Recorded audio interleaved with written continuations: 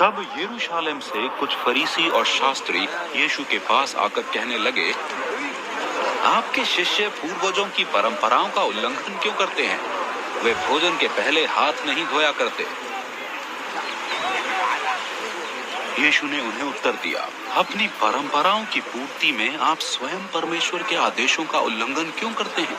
परमेश्वर की आज्ञा है, अपने माता पिता का सम्मान करो, और वो जो माता या पिता के प्रति बुरे शब्द बोले उसे मृत्यु दंड दिया जाए। किंतु तुम हो कि कहते हो, जो कोई अपने माता पिता से कहता है, आपको मुझसे जो कुछ प्राप्त होना था वो सब अब परमेश्वर को भेंट किया जा चुका है, उसे माता पिता का सम्मान करना आवश्यक नहीं।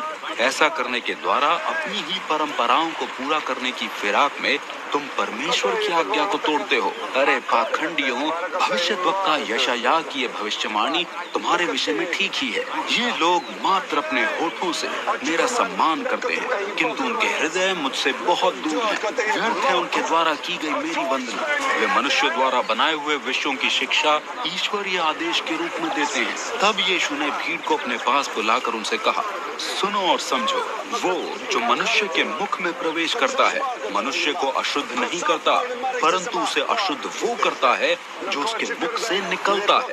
तब यीशु के शिष्यों ने उनके पास आकर उनसे प्रश्न किया, क्या आप जानते हैं कि आपके इस वचन से फरीसी क्रुद्ध हो रहे हैं? यीशु ने उनसे उत्तर में कहा, ऐसा हर एक पौधा जिसे मेरे पिता ने नहीं रोपा है उखाड़ दिया जाएगा। फरीसियों से दूर ही दूर रहो, वे तो अंधे पथ प्रदर्शक हैं, जो अंधों ही का मार्गदर्शन करने में लगे हुए। अब यदि अंधा ही अंधे का मार्गदर्शन करेगा तो दोनों ही गड्ढे में गिरेंगे ना।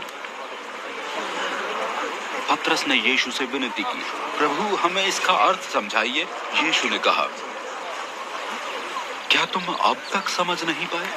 क्या तुम्हें ये समझ नहीं आया कि जो कुछ मुख में प्रवेश करता है वो पेट में जाकर शरीर से बाहर निकल जाता है, किंतु जो कुछ मुख से निकलता है उसका स्रोत होता है मनुष्य का हृदय। वही सब है जो मनुष्य को अशुद्ध करता है, क्योंकि हृदय से ही बुरे विचार, हत्याएं, व्यभिचार, वैश्यागामी, चोरियां, झूठी गवाही तथा निंदा उपजा करती है। ये ही मनुष्य को अशुद्ध करती है। किंतु हाथ धोए बिना भोजन करने से कोई व्यक्ति अशुद्ध नहीं होता,